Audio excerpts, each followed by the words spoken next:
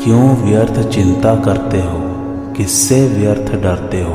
कौन तुम्हें मार सकता है।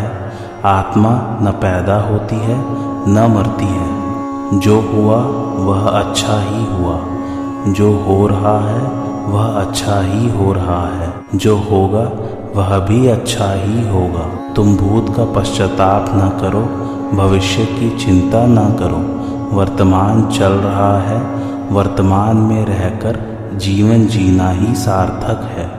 तुम्हारा क्या गया जो तुम रोते हो। तुम क्या लेकर आए थे जिसके खो जाने का तुम पश्चाताप करते हो। तुमने क्या पैदा किया था जिसका नाश हो गया।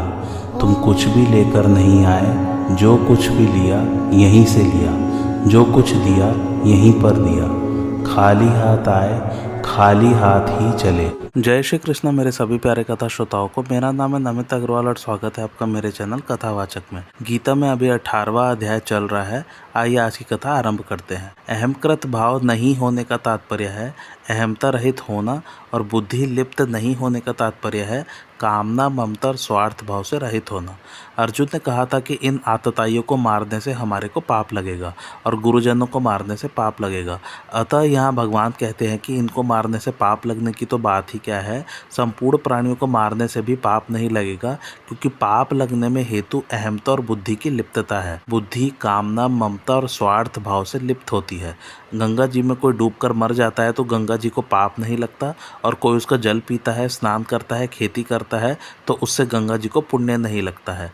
वर्षा से कई जीव मर जाते हैं और कईयों को जीवन मिल जाता है, पर वर्षा को पाप पुण्य नहीं लगते, कारण कि गंगा जी में और वर्षा में अहमकृत भाव और बुद्धि का लेप नहीं है। अगर डॉक्टर में कामना ममता और स्वार्थ बुद्धि न हो तो ऑपरेशन में अंग काटने पर भी उसको पाप नहीं लगता। अगर उसमें अहमकृत भाव भी ना हो तो फिर पाप लगने की बात ही क्या है। ज्ञान योग से अहमकृत भाव का नाश होता है और कर्म योग से बुद्धि की लिप्तता नष्ट होती है। दोनों में से किसी एक का नाश होने पर दूसरा भी नष्ट हो जाता है। अहमकृत भाव के कारण ही जीव में भोग और मोक्ष की इच्छा पैदा होती है। अहमकृत भाव मिटने से ही भोगेच्छा भी मिट जाती है।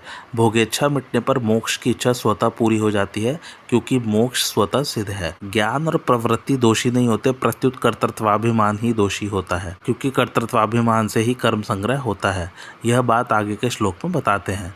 ज्ञानम ज्ञेयम परिज्ञाता त्रिविधा कर्म चोदना, करणम कर्म कर्तेति त्रिविधा कर्म संग्रह। अर्थात ज्ञान ज्ञेय और परिज्ञाता इन तीनों से कर्म प्रेरणा होती है, तथा करण कर्म और कर्ता इन तीनों से कर्म संग्रह होता है। भावार्थ, ज्ञान ज्ञेय और परिज्ञाता इन तीनों से कर्म प्रेरणा होती है। ज्ञान को सबसे पहले कहने में यह भाव है कि हर एक मनुष्य की कोई भी प्रवृत्ति होती है तो प्रवृत्ति से पहले ज्ञान होता है। जैसे जल पीने की प्रवृत्ति से पहले प्यास का ज्ञान होता है, फिर वह जल से प्यास बुझाता है। जल आदि जिस विषय का ज्ञान होता है वह ज्ञेय कहलाता है, और जिसको ज्ञान होता है वह परिज्ञाता कहलाता है। ज्ञान ज्ञेय और परिज्ञाता तीनों होने से ही कर्म करने की प्रेरणा होती है। यदि इन तीनों में से एक भी न हो तो कर्म करने की प्रेरणा नहीं होती। परिज्ञाता उसको कहते हैं जो सब तरह की क्रियाओं की स्फुरणा का ज्ञाता है। वह केवल ज्ञाता मात्र है, अर्थात उसे क्रियाओं की स्फुरणा मात्र का ज्ञान होता है। उसमें अपने लिए कुछ चाहने का अथवा उस क्रिया को करने का अभिमान आदि बिल्कुल नहीं होता। कोई भी क्रिया करने की स्फुरणा एक व्यक्ति विशेष में ही होती है। इसलिए शब्द स्पर्श रूप रस और गंध इन विषयों को लेकर सुनने वाला, स्पर्श करने वाला, देखने वाला, चखने वाला और सूंघने वाला, इस तरह अनेक कर्ता हो सकते हैं, परंतु उन सबको जानने वाला एक ही रहता है, उसे ही यहाँ परिज्ञाता कहा है। कर्म संग्रह के तीन हेतु हैं, करण, कर्म तथा कर्ता। इन तीनों के सहयोग से कर्म पूरा होता है। जिन साधनों से कर्ता कर्म करता है उन क्रिया करने के साधनों को करण कहते हैं, यानी कि इंद्रियां। खाना पीना, उठना बैठना, चलना फिरना, आना जाना आदि जो चेष्टाएं की जाती हैं उनको कर्म कहते हैं। करण और क्रिया से अपना संबंध जोड़कर कर्म करने वाले को कर्ता कहते हैं। इस प्रकार इन तीनों के मिलने से ही कर्म बनता है। भगवान को यहाँ खास बात यह बतानी है कि कर्म संग्रह कैसे होता है, अर्थात कर्म बांधने वाला कैसे होता है। कर्म बनने के 3 हेतु बताते हुए भगवान का लक्ष्य मूल हेतु कर्ता को बताने में है, क्योंकि कर्म संग्रह का खास संबंध कर्ता से है। यदि कर्तापन न हो तो कर्म संग्रह नहीं होता, केवल क्रिया मात्र होती है। कर्म संग्रह में करण हेतु नहीं है, क्योंकि करण कर्ता के अधीन होता है। कर्ता जैसा कर्म करना चाहता है वैसा ही कर्म होता है, इसलिए कर्म भी कर्म संग्रह में खास हेतु नहीं है। सांख्य सिद्धांत के अनुसार खास बांधने वाला है अहमकृत भाव, और इसी से कर्म संग्रह होता है। अहमकृत भाव न रहने से कर्म संग्रह नहीं होता, अर्थात कर्म फलजनक नहीं होता। इस मूल का अर्थात अहमकृत भाव का ज्ञान कराने के लिए भगवान ने करण और कर्म को पहले रखकर कर्ता को कर्म संग्रह के पास में रखा है, जिससे यह ख्याल में आ जाए कि बांधने वाला कर्ता ही है। अर्जुन ने ज्ञान योग और कर्मयोग का तत्व जानने की इच्छा प्रकट की थी, इसलिए भगवान ने कर्मयोग का वर्णन किया। फिर भगवान ने ज्ञान योग की दृष्टि से कर्मों का विवेचन करते हुए पहले कर्मों की सिद्धि के लिए 5 हेतु बताए। उसी बात को अब प्रकारांतर से कर्म प्रेरणा और कर्म संग्रह के रूप में वर्णन करते हैं। जब मनुष्य के भीतर अहंकार और लिप्तता रहती है, तब ज्ञाता ज्ञान ज्ञेय रूप त्रिपुटी से कर्म प्रेरणा अर्थात कर्म करने में प्रवृत्ति होती है कि मैं अमुक कार्य करूँगा तो मेरे को अमुक फल मिलेगा। कर्म प्रेरणा होने से कर्म संग्रह अर्थात पाप और पुण्य का संग्रह होता है। वे पाप और पुण्य कर्म कैसे होते हैं यह आगे के श्लोक में विस्तार पूर्वक बताएंगे। गुणातीत होने के उद्देश्य से अब आगे के श्लोक से त्रिगुणात्मक पदार्थों का प्रकरण आरंभ करते हैं। ज्ञानम कर्म च कर्ता च त्रिधैव गुण भेदतः प्रोच्यते गुण संख्याने यथा वच्छरणु तान्यपि, अर्थात गुणों का विवेचन करने वाले शास्त्र में गुणों के भेद से ज्ञान और कर्म तथा कर्ता 3 प्रकार से ही कहे जाते हैं, उनको भी तुम यथार्थ रूप से सुनो। भावार्थ, जिस शास्त्र में गुणों के संबंध से प्रत्येक पदार्थ के भिन्न भिन्न भेदों की गणना की गई है, उसी शास्त्र के अनुसार मैं तुम्हें ज्ञान कर्म तथा कर्ता के भेद बता रहा हूँ। पहले के श्लोक में भगवान ने कर्म की प्रेरणा होने में 3 हेतु बताए तथा 3 ही हेतु कर्म के बनने में बताए। इस प्रकार कर्म संग्रह होने तक में कुल 6 बातें बताई। कर्म प्रेरणा तो सूक्ष्म है और कर्म संग्रह स्थूल है, अर्थात ज्ञान ज्ञेय और ज्ञाता ये तीनों सूक्ष्म सामग्री है तथा कर्म करण और कर्ता ये तीनों स्थूल सामग्री है। अब इस श्लोक में भगवान ज्ञान कर्म तथा कर्ता इन तीनों का विवेचन करने की ही बात कहते हैं। कर्म प्रेरक विभाग में से विवेचन करने के लिए केवल ज्ञान लिया गया है, क्योंकि किसी भी कर्म की प्रेरणा में पहले ज्ञान ही होता है, ज्ञान के बाद ही कार्य का आरंभ होता है। कर्म संग्रह विभाग में से केवल कर्म और कर्ता लिए गए हैं। यद्यपि कर्म के होने में कर्ता मुख्य है, तथापि साथ में कर्म को भी लेने का कारण यह है कि कर्ता जब कर्म करता है तभी कर्म संग्रह होता है। अगर कर्ता कर्म न करे तो कर्म संग्रह होगा ही नहीं। तात्पर्य यह हुआ कि कर्म प्रेरणा में ज्ञान तथा कर्म संग्रह में कर्म और कर्ता मुख्य है। इन तीनों के सात्विक होने से ही मनुष्य निर्लिप्त हो सकता है, राजस और तामस होने से नहीं। अतः यहाँ कर्म प्रेरक विभाग में ज्ञाता और ज्ञेय को तथा कर्म संग्रह विभाग में करण को नहीं लिया गया है। कर्म प्रेरक विभाग के ज्ञाता और ज्ञेय का विवेचन क्यों नहीं किया? कारण कि ज्ञाता जब क्रिया से संबंध जोड़ता है तब वह कर्ता कहलाता है, और उस कर्ता के 3 भेदों के अंतर्गत ही ज्ञाता के भी 3 भेद हो जाते हैं। परंतु ज्ञाता जब ज्ञप्ति मात्र रहता है तब उसके 3 भेद नहीं होते, क्योंकि उसमें गुणों का संग नहीं है। गुणों का संग होने से ही उसके 3 भेद होते हैं। इसलिए वृत्ति ज्ञान ही सात्विक, राजस तथा तामस होता है।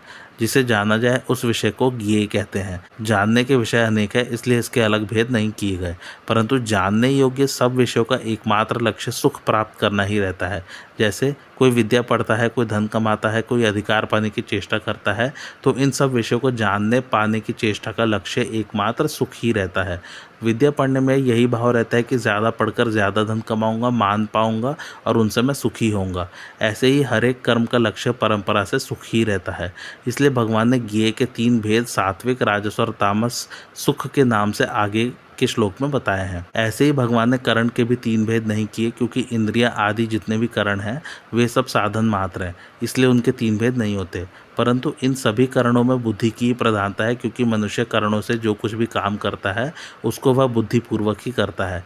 इसलिए भगवान ने करण के 3 भेद सात्विक, राजस और तामस बुद्धि के नाम से आगे बताए हैं। बुद्धि को दृढ़ता से रखने में धृति बुद्धि की सहायक बनती है।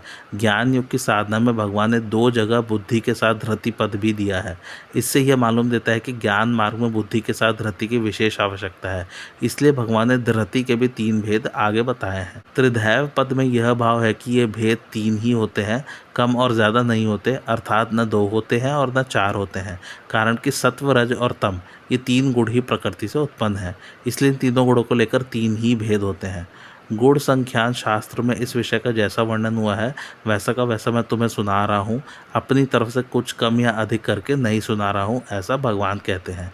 इस विषय को ध्यान से सुनो, कारण कि सात्विक, राजस और तामस, इन तीनों में से सात्विक चीज़ें तो कर्मों से संबंध विच्छेद करके परमात्मा तत्व का बोध कराने वाली है, राजस चीज़ें जन्म मरण देने वाली है और तामस चीज़ें पतन करने वाली अर्थात नरकों और नीच योनियों में ले जाने वाली है।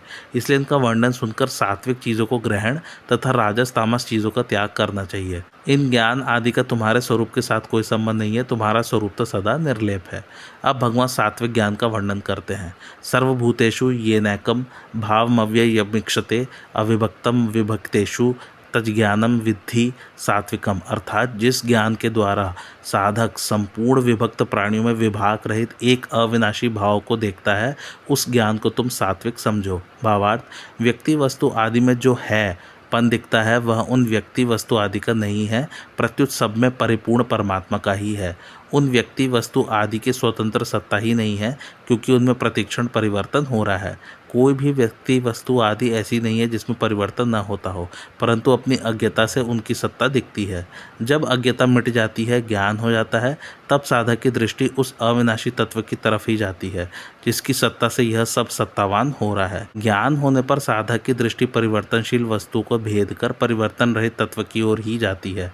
फिर वह विभक्त अर्थात अलग अलग वस्तु, व्यक्ति, परिस्थिति, घटना आदि में विभाग रहित एक ही तत्व को देखता है। तात्पर्य है कि अलग अलग वस्तु, व्यक्ति आदि का अलग अलग ज्ञान और यथा योग्य अलग अलग व्यवहार होते हुए भी वह इन विकारी वस्तुओं में उस स्वतः सिद्ध निर्विकार एक तत्व को देखता है।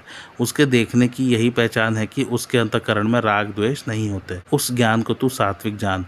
परिवर्तनशील वस्तुओं, वृत्तियों के संबंध से ही इसे सात्विक ज्ञान कहते हैं। संबंध रहित होने पर यही ज्ञान वास्तविक बोध कहलाता है, जिसको भगवान ने सब साधनों से जानने योग्य ज्ञेय तत्व बताया है। संसार का ज्ञान इंद्रियों से होता है, इंद्रियों का ज्ञान बुद्धि से होता है और बुद्धि का ज्ञान मैं से होता है। वह मैं, बुद्धि, इंद्रिय और विषय इन तीनों को जानता है, परंतु उस मैं का भी एक प्रकाशक है जिसमें मैं का भी भान होता है। वह प्रकाश सर्वदेशीय और असीम है, जबकि मैं एक देशीय और सीमित है। उस प्रकाश में जैसे मैं का भान होता है, वैसे ही तू, यह और वह का भी भान होता है। वह प्रकाश किसी का भी विषय नहीं है। वास्तव में वह प्रकाश निर्गुण ही है, परंतु व्यक्ति विशेष में रहने वाला होने से उसे सात्विक ज्ञान कहते हैं। इस सात्विक ज्ञान को दूसरे ढंग से इस प्रकार समझना चाहिए। मैं, तू, यह और वह, ये चारों ही किसी प्रकाश में काम करते हैं। इन चारों के अंतर्गत संपूर्ण प्राणी आ जाते हैं जो विभक्त हैं, परंतु इनका जो प्रकाशक है वह अविभक्त है। बोलने वाला मैं, उसके सामने वाला तू और पास वाला यह तथा दूर वाला वह कहा जाता है। अर्थात बोलने वाला अपने को मैं कहता है, सामने वाले को तू कहता है, पास वाले को यह कहता है और दूर वाले को वह कहता है। जो तू बना हुआ था वह मैं हो जाए तो मैं बना हुआ तू हो जाएगा और यह तथा वह वहीं रहेंगे। इसी प्रकार यह कहलाने वाला अगर मैं बन जाए तो तू कहलाने वाला यह बन जाएगा और मैं कहलाने वाला तू बन जाएगा। वह परोक्ष होने से अपनी जगह ही रहा। अब वह कहलाने वाला मैं बन जाएगा तो उसकी दृष्टि में मैं, तू और यह कहलाने वाले सब वह हो जाएंगे। इस प्रकार मैं, तू, यह और वह, ये चारों ही एक दूसरे की दृष्टि में चारों ही बन सकते हैं। उदाहरण के रूप में राम, श्याम, गोविंद और गोपाल ये चार व्यक्ति हैं। राम और श्याम एक दूसरे के सामने हैं, गोविंद उनके पास और गोपाल उनसे दूर है। राम अपने को मैं कहता है, अपने सामने वाले श्याम को तू कहता है, पास वाले गोविंद को यह कहता है और दूर वाले गोपाल को वह कहता है। अब यदि श्याम अपने को मैं कहे तो राम को वह तू कहेगा, गोविंद को यह कहेगा तथा गोपाल को वह कहेगा। इसी तरह अगर गोविंद अपने को मैं कहे तो वह श्याम को यह कहेगा और राम को तू कहेगा, अथवा श्याम को तू और राम को यह कहेगा तथा दूर वाले गोपाल को वह कहेगा। अब अगर गोपाल अपने को मैं कहे तो वह राम, श्याम और गोविंद तीनों को वह कहेगा। इस प्रकार राम, श्याम, गोविंद और गोपाल ये चारों ही एक दूसरे की दृष्टि में मैं, तू, यह और वह बन सकते हैं। इससे यह सिद्ध हुआ कि मैं, तू, यह और वह ये सब परिवर्तनशील है, अर्थात टिकने वाले नहीं है, वास्तविक नहीं है। अगर वास्तविक होते तो एक ही रहते।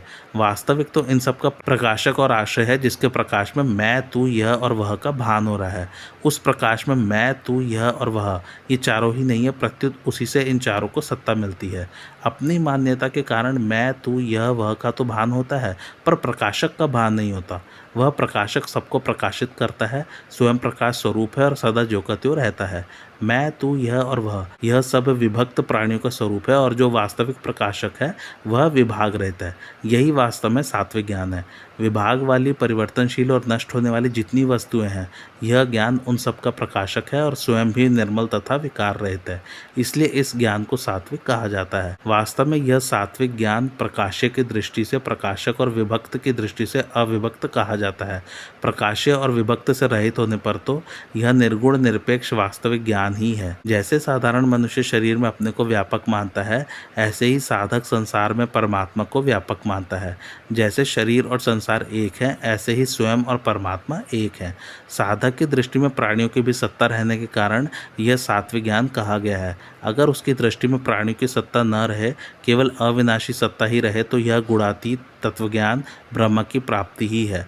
वह अविनाशी सत्ता सब जगह समान रूप से विद्यमान है। उस सत्ता के साथ हमारी स्वाभाविक एकता है। अब राजस ज्ञान का वर्णन करते हैं। पृथक्त्वेन तु यज्ञानम नाना भावान पृथग्विधान वेत्ति सर्वेषु भूतेषु तज्ज्ञानम विद्धि राजसम। अर्थात परंतु जो ज्ञान अर्थात जिस ज्ञान के द्वारा मनुष्य संपूर्ण प्राणियों में अलग अलग अनेक भावों को अलग अलग रूप से जानता है, उस ज्ञान को तुम राजस समझो। भावार्थ, राजस ज्ञान में राग की मुख्यता होती है। राग का यह नियम है कि वह जिसमें आ जाता है उसमें किसी के प्रति आसक्ति, प्रियता पैदा करा देता है और किसी के प्रति द्वेष पैदा करा देता है। इस राग के कारण ही मनुष्य, देवता, यक्ष, राक्षस, पशु पक्षी, कीट पतंग, वृक्ष लता आदि जितने भी चराचर प्राणी हैं, उन प्राणियों की विभिन्न आकृति, स्वभाव, नाम, रूप, गुण आदि को लेकर राजस ज्ञान वाला मनुष्य उनमें रहने वाली एक ही अविनाशी आत्मा को तत्व से अलग अलग समझता है। इसी तरह जिस ज्ञान से मनुष्य अलग अलग शरीरों में अंतःकरण, स्वभाव, इंद्रियां, प्राण आदि के संबंध से प्राणियों को भी अलग अलग मानता है, वह ज्ञान राजस कहलाता है। राजस ज्ञान में जड़ चेतन का विवेक नहीं होता। क्रिया और पदार्थ दोनों को सत्ता देकर उनके साथ राग पूर्वक संबंध जोड़ने के कारण सब अलग अलग दिखते हैं। अब तामस ज्ञान का वर्णन करते हैं। यत्तु कृत्सन्वदे कस्मिन् कार्ये सक्त महैतुकम अतत्वार्थवदल्पम च तत्ताम समुदाहृतम। अर्थात किंतु जो ज्ञान अर्थात जिस ज्ञान के द्वारा मनुष्य एक कार्य रूप शरीर में ही संपूर्ण की तरह आसक्त रहता है तथा जो युक्ति रहित, वास्तविक ज्ञान से रहित और तुच्छ है, वह तामस कहा गया है। भावार्थ, तामस मनुष्य एक ही शरीर में संपूर्ण की तरह आसक्त रहता है, अर्थात उत्पन्न और नष्ट होने वाले इस 5 भौतिक शरीर को ही अपना स्वरूप मानता है।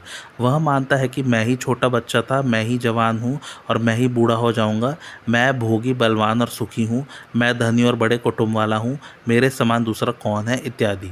ऐसी मान्यता मूढ़ता के कारण ही होती है। तामस मनुष्य की मान्यता युक्ति और शास्त्र प्रमाण से विरुद्ध होती है। यह शरीर हरदम बदल रहा है, शरीर आदि वस्तु मात्र भाव में परिवर्तित हो रही है, दृश्य मात्र अदृश्य हो रहा है और इनमें तू सदा ज्यों का त्यों रहता है।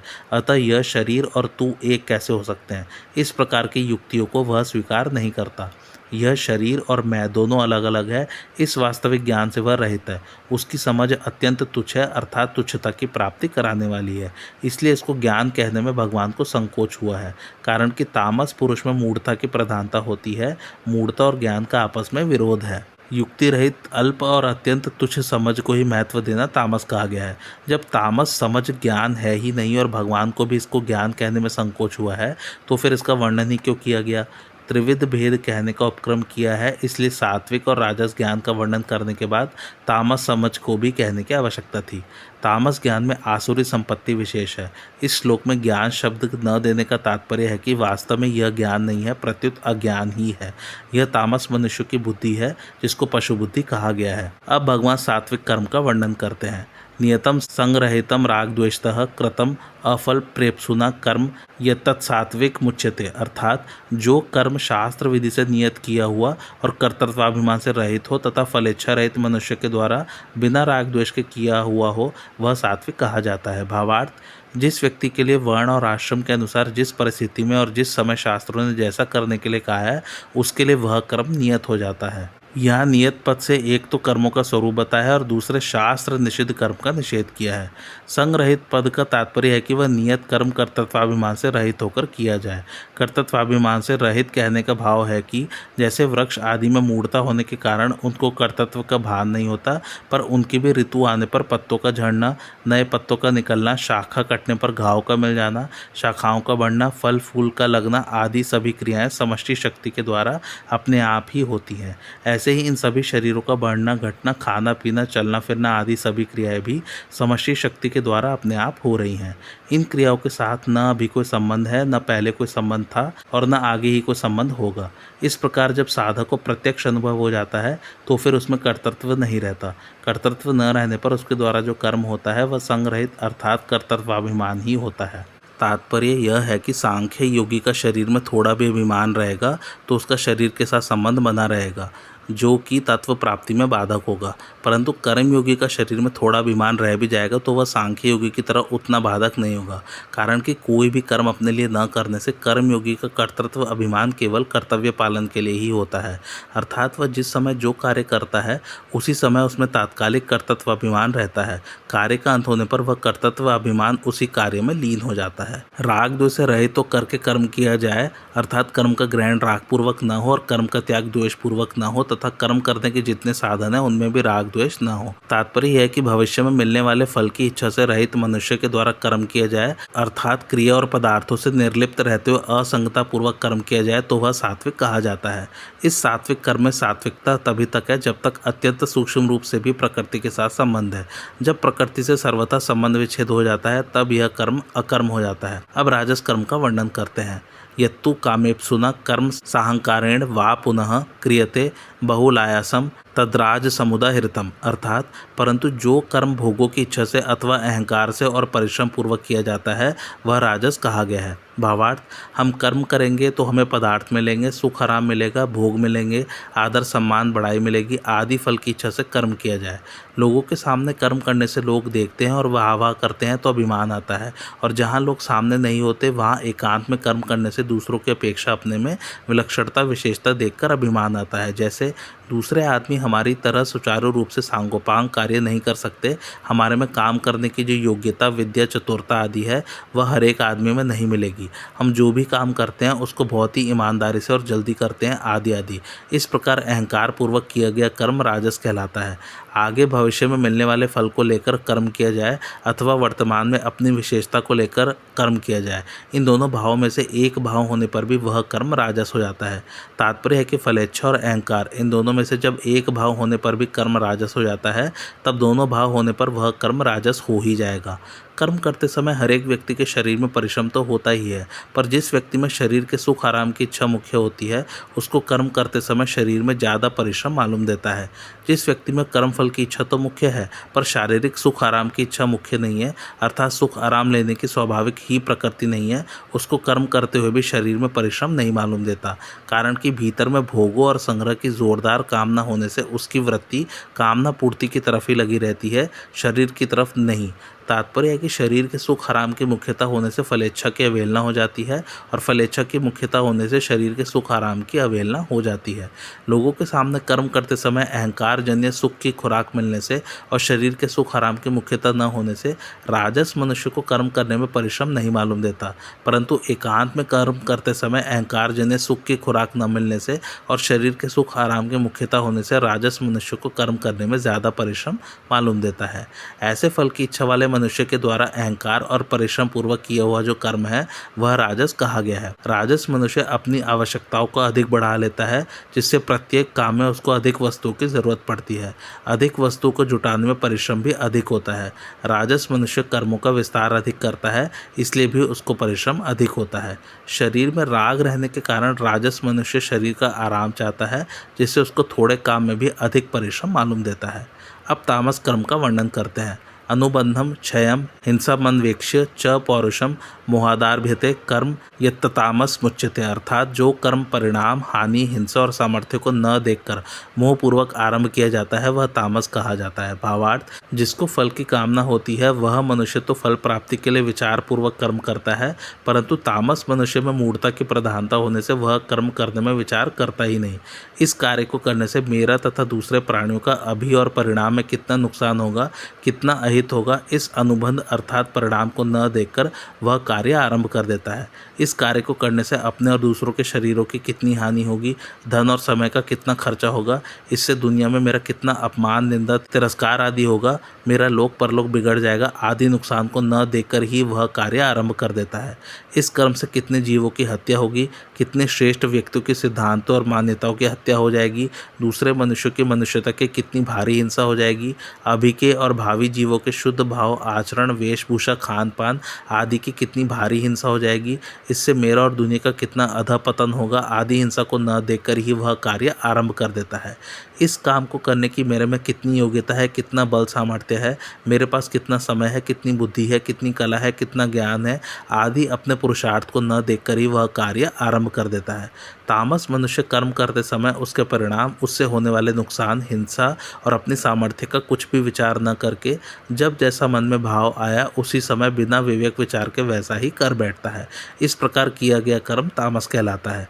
तामस मनुष्य अपनी शक्ति, परिणाम आदि का विचार न करके मूढ़ता से काम करता है। वह स्वाभाविक ही ऐसे काम करता है जिनसे दूसरों को बाधा पहुंचे, जैसे रास्ते में खड़े होकर बात करने लग जाना, रास्ते में साइकिल खड़ी कर देना आदि। दूसरों को लगने वाली बाधा की तरफ उसका ध्यान ही नहीं जाता। सात्विक स्वभाव स्वतः उत्थान की तरफ जाता है, राजस स्वभाव में उन्नति रुक जाती है और तामस स्वभाव स्वतः पतन की तरफ जाता है। अब भगवान सात्विक कर्ता के लक्षण बताते हैं। मुक्त संगोन अहमवादी, धृत्युत्साह समन्वितः, सिद्ध्य सिद्ध्यो निर्विकारः, कर्ता सात्विक उच्यते, अर्थात जो कर्ता राग रहित, कर्तव्याभिमान से रहित, धैर्य और उत्साह युक्त तथा सिद्धि और असिद्धि में निर्विकार है वह सात्विक कहा जाता है। भावार्थ, जैसे सांख्य योगी का कर्मों के साथ राग नहीं होता, ऐसे सात्विक कर्ता भी राग रहित होता है। कामना, वासना, आसक्ति, स्पृहा, ममता आदि से अपना संबंध जोड़ने के कारण ही वस्तु, व्यक्ति, पदार्थ, परिस्थिति, घटना आदि में आसक्ति, लिप्तता होती है। सात्विक कर्ता इस लिप्तता से सर्वथा रहित होता है। पदार्थ, वस्तु, परिस्थिति आदि को लेकर अपने में जो एक विशेषता का अनुभव करना है यह अहम वदनशीलता है। यह अहम वदनशीलता आसुरी संपत्ति होने से अत्यंत निकृष्ट है। सात्विक कर्ता में यह अहम वदनशीलता, अभिमान तो रहता ही नहीं, प्रत्युत मैं इन चीज़ों का त्यागी हूँ, मेरे में यह अभिमान नहीं है, मैं निर्विकार हूँ, मैं सम हूँ, मैं सर्वथा निष्काम हूँ, मैं संसार के संबंध से रहित हूँ, इस तरह के अहम भाव का भी उसमें अभाव रहता है। कर्तव्य कर्म करते हुए विघ्न बाधाएं आ जाए, उस कर्म का परिणाम ठीक न निकले, लोगों में निंदा हो जाए तो भी विघ्न बाधा आदि न आने पर जैसा धैर्य रहता है वैसा ही धैर्य विघ्न बाधा आने पर भी नित्य निरंतर बना रहे, इसका नाम धृति है। और सफलता ही सफलता मिलती चली जाए, उन्नति होती चली जाए, लोगों में मान, आदर, महिमा आदि बढ़ते चले जाए, ऐसी स्थिति में मनुष्य के मन में जैसी उम्मीदवारी सफलता के प्रति उत्साह रहता है वैसी ही उम्मीदवारी इससे विपरीत अर्थात असफलता, अवनति, निंदा आदि हो जाने पर भी बनी रहे, इसका नाम उत्साह है। सात्विक कर्ता इस प्रकार की धृति और उत्साह से युक्त रहता है। सिद्धि और असिद्धि में अपने में कुछ भी विकार न आए, अपने पर कुछ भी असर न पड़े, अर्थात कार्य ठीक तरह से सांगोपांग पूर्ण हो जाए अथवा पूरा उद्योग करते हुए अपनी शक्ति, समझ, समय, सामर्थ्य आदि को पूरा लगाते हुए भी कार्य पूरा न हो, फल प्राप्त हो अथवा न हो तो भी अपने अंतःकरण में प्रसन्नता और खिन्नता, हर्ष और शोक का न होना ही सिद्धि असिद्धि में निर्विकार रहना है। ऐसा आसक्ति तथा अहंकार से रहित, धैर्य तथा उत्साह से युक्त और सिद्धि असिद्धि में निर्विकार कर्ता सात्विक कहा जाता है। इस श्लोक में 6 बातें बताई गई हैं: संग, अहम वदनशीलता, धृति, उत्साह, सिद्धि और असिद्धि। इनमें से पहली 2 बातों से रहित, बीच की 2 बातों से युक्त और अंत की 2 बातों में निर्विकार रहने के लिए कहा गया है। सिद्धि असिद्धि में निर्विकार सम रहने की बात गीता में 3 बार आई है। तात्पर्य है कि सिद्धि असिद्धि हाथ की बात नहीं है, पर उसमें निर्विकार रहना हाथ की बात है। जो हाथ की बात है उसको ठीक करना है। सात्विक मनुष्य जैसा मैं कर सकता हूँ वैसा दूसरा नहीं कर सकता, इस तरह न तो बाहर से बोलता है और न भीतर से बोलता है। अपने में विशेषता का अनुभव करना ही भीतर से बोलना है।